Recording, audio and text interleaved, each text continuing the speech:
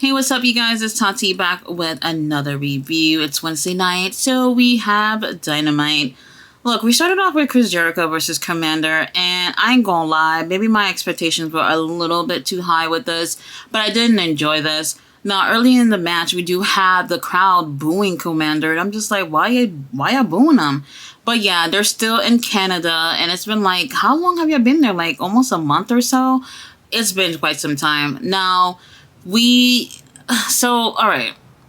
The reason why my expectations was a little bit high on this was because obviously Chris Jericho early in his career spent quite a few years in Mexico, so he's used to that lucha libre style. And fast forward to when he was in WCW, he was part of the Cruiserweight division, even winning the title. So he obviously was in the ring with a lot of those guys in WCW that have that type of style. So granted, since he was in WWF, he's had more experience dealing with other type of styles. But I was like, you know what? Chris Jericho, he's gonna take what he's learned from those times and apply it into this match. And I feel like I was wrong. I don't feel like they had great chemistry in the ring. Was this a horrible match? I won't say it was horrible, but it wasn't great either. There were times where Chris Jericho is literally waiting for Commander to do whatever he wants to do. And that's an issue too with this. So I don't want to blame all this on Chris Jericho or whatever. But Commander too, like he's really, really talented. However, these moves that he wants to do, sometimes it just doesn't execute well on screen, where it's just like, oh, let me take some time to show off and then I'm going to hit my move. And it's just like, bro, it's taking too long and your opponent is literally waiting for you. I'm not feeling it. Either way, there was a spot in this match where Chris Jericho's flat on the mat and we have Commander coming down from the top rope, probably going for a frog splash, I'm not sure. But Chris Jericho jumps in midair and does the code breaker. Well, he doesn't even land it at all. And it's just like, what's going on here? Something about them just didn't mesh well for me, so I didn't enjoy it. Chris Jericho takes the win with a lion tamer. And, you know, to me, I just felt like certain people don't need to be in the ring with certain people. Like, I understand Chris Jericho, he's older. He's definitely on the last leg of his career. He's going to have to stick with people or styles that he's familiar with right now, things that makes him look good in this point of his career. I don't think that him being in a ring with somebody like Commander or like El Hijo de Vikingo, these type of styles, I don't think it's going to do anything for him in his career. So I didn't really like it. Anyway, right after that, we had Don Callis, who comes out, and he's still trying to convince him to join Don's family. He even shows a footage of them back in 1995, where they were in the ring with Bad News Brown, and Don had some luscious blonde hair, and then we had Chris Jericho there as well. And he's like, you know, Bad News Brown would have loved for you to join my family. That's something that he's in heaven wishing he would do. So basically try to manipulate him to come up with a decision to joining him or whatnot. But Chris Jericho still seems like he's still on the fence. Either way, y'all, skip this first match because I just don't think this really worked out for Chris Jericho. So next we have Jack Perry. He is in his car doing an interview because it's absolutely unsafe for him to be outside of the car. So while he's talking, Hook actually gets into the other side of the car after beating up his friend, whoever that dude was. He gets in and he's attacking Jack, and Jack gets out the car and closes the door behind him. So Hook is still in there, but Hook is grabbing onto Jack's hair, but Jack makes a run for it. Now, I don't mind this moment, but I do feel like since that first promo that we got from Jack, we haven't really gotten a chance to hear much from him. Now, I do feel like in a physical sense, you could do things in the ring and outside the ring that people can see you do where you can come up as a heel. But what's really going to be the moneymaker is you on the mic, you talking and convincing people that you are a heel. So in the future, I feel like they need to make him talk more if they really want to sell Jack as a heel. Next, we had Don Callis. He let everyone know that later on in the show, he's going to be announcing the 5th member of the Blood and Guts match. That's going to be in Team BCC. And he said he's going out there alone because Kenny Omega ain't nobody and he is not scared of him. Okay, so we get a cute little vignette from MJF and Adam Cole. They're at a bar, they're taking shots, and they seem to be having a good time. Now, they seem to still, like, have some type of friendship, but kind of not like each other. MJF really wants to be friends, and Adam Cole obviously has his reservations or whatever. Now, then these 4 butt ugly girls come into the bar, and MJF is like, hey, you get 2, I get 2. But Adam Cole is like, look, bro, I am serious about Britt, so you can have them. And to be honest, if I was there, I'll pass on them girls too, because they were not cute. So MJF, he leaves with the girls. He comes back zipping up his pants. And, yeah, not surprised about that. So he's like, hey, where's your shirt? Why haven't you been wearing our new shirt?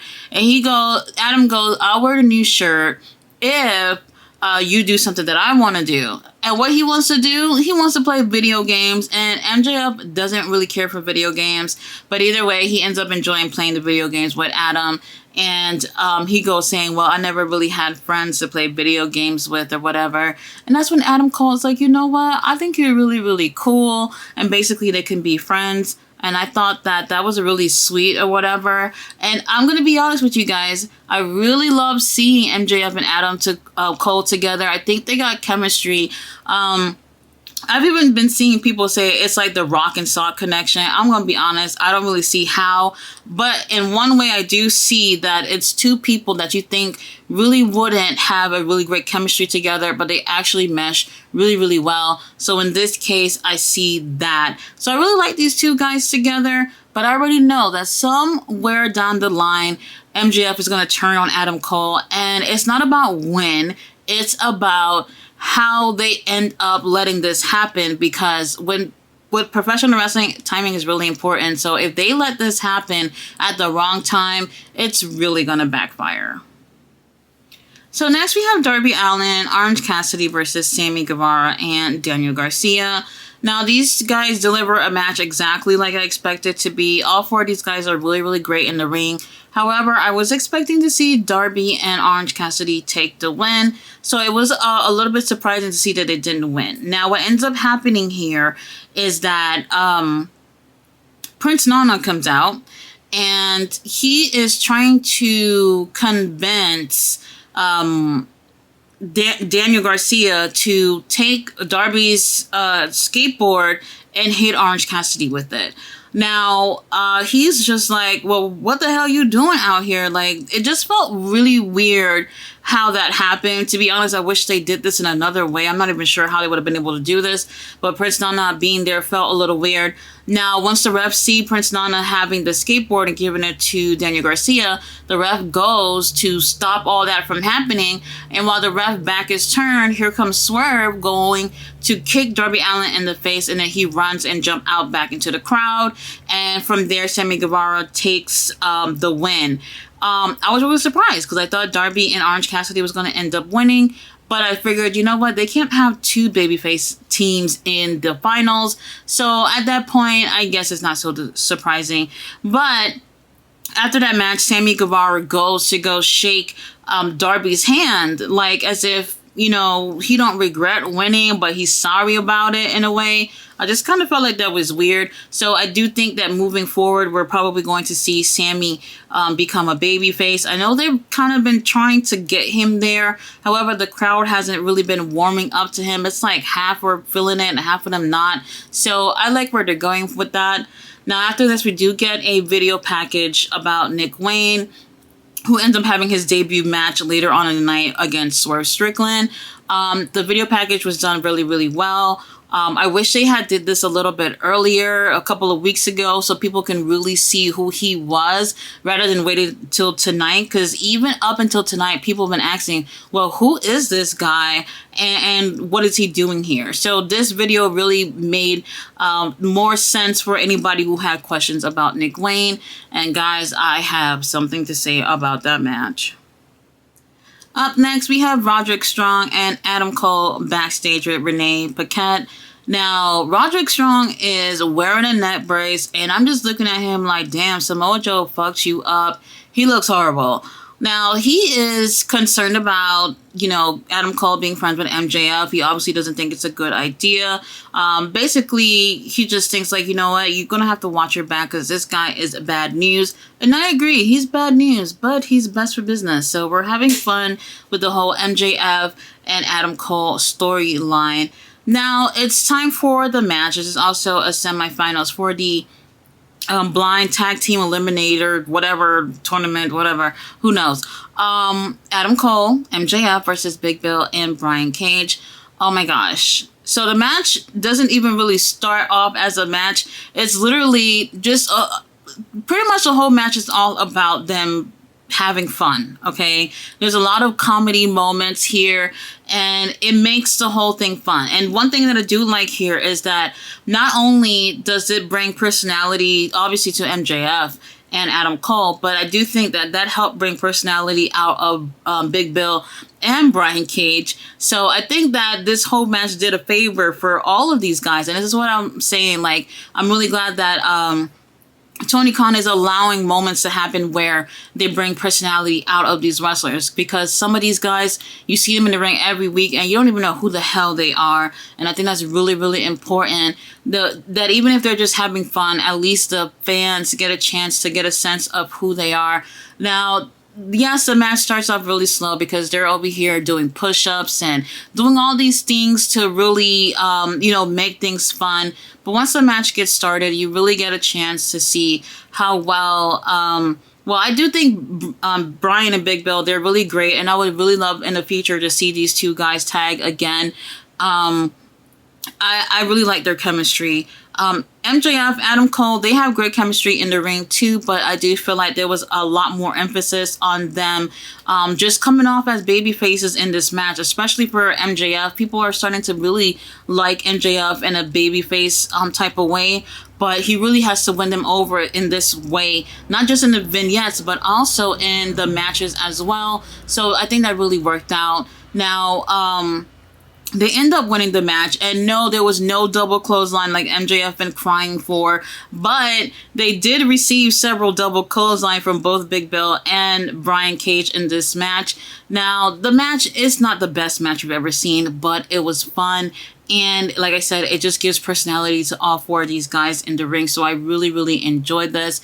So I'm really hoping to see much more out of MJF and Adam Cole as a tag team. I really like where the storyline is going, but man, I gotta see how Tony Khan goes with this story, because obviously in the end, MJF will definitely turn his back on Adam Cole, and Tony Khan has to know exactly when to do this. If they cut this whole storyline short and makes him turn his back on him after winning the tournament or during the finals, that will absolutely be the wrong thing to do. So next we have Jake Hager. He goes to Chris's office and he asks Chris, like, are you going to join Don Callis or not? And Chris is like, honestly, I'm not sure. Then Jake goes, if you're not sure, then I'm going to have to make my decision now. And I decide that I'm not going to be part of the Jericho Appreciation Society. And he gives the purple hat back. I'm telling you, like, I was just like, what? Not the purple hat. We probably never see it again. Honestly, I'll be honest. I think this is a good thing for Jake Hager, because I didn't really see the Jericho Appreciation Society being something for him to benefit from. Him going out on his own, doing his own thing. Hopefully, if Tony Khan can book him correctly, should work out for him better than him being in that group. So up next, we have Ruby Soho versus Sky Blue. Surprisingly, Ruby, the crowd was feeling her more than Sky Blue, which was a little surprising to me. The Outcasts were there. They got involved. The ref told them to get the hell out of here, so they had to leave. And Ruby ends up, continuing the match on her own. The match was decent. Nothing really over the top about this.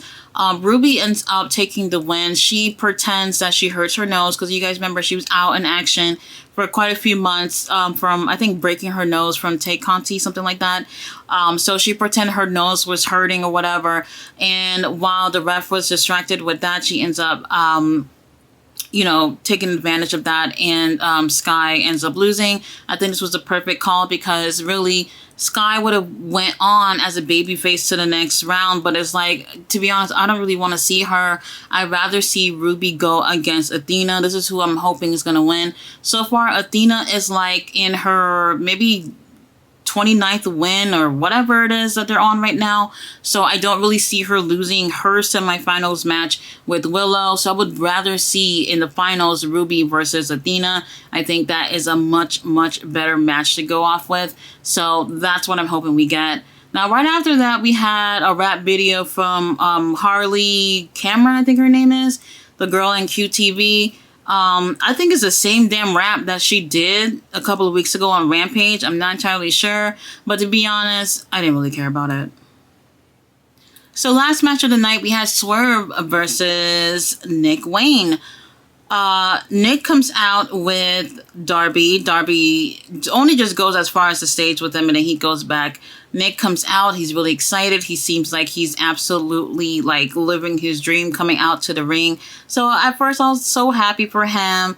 And then the match got started. So first of all, I think it's cool that AEW would let someone brand new, an 18-year-old, end up doing the main event on their show. So props to them for, doing something like that. However, I think the only reason why they've done this is because Nick actually has experience with being in the ring with Swerve. So Swerve, obviously being a great worker, would be able to help guide him in the ring, especially since they've had that experience with each other already. Now, I'm going to be honest. This is skippable. This is cringy. And I'm okay, because you know what? Because they also call him the wrestling prodigy or something like that. They call him a prodigy, whatever. And it's like when you watch this match, you don't see it. What I do think happened here is not that he's bad. It's the fact that he got so excited and tried to do the most right off the bat. And things were not executing at all. Not well enough, at least to me.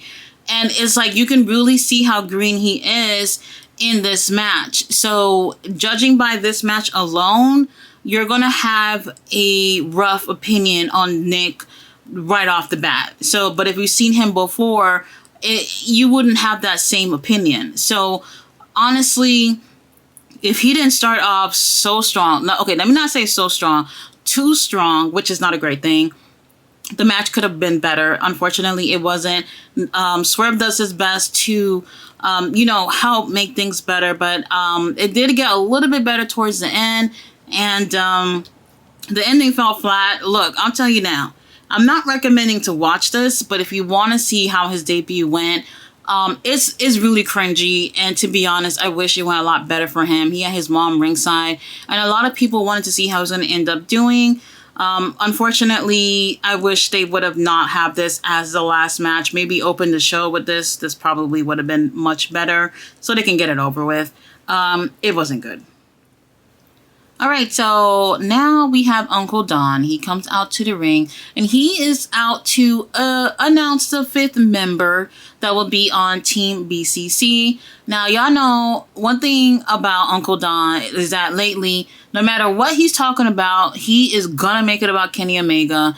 So rather than announcing who it is, he's talking about how much he hate Kenny, how Kenny ain't shit without him, and all this stuff. And it's just like, oh my God, Unc, get to the point. You are talking too much. I need to know who the fifth member is. Now, while he's talking, here comes Kenny Omega music hitting.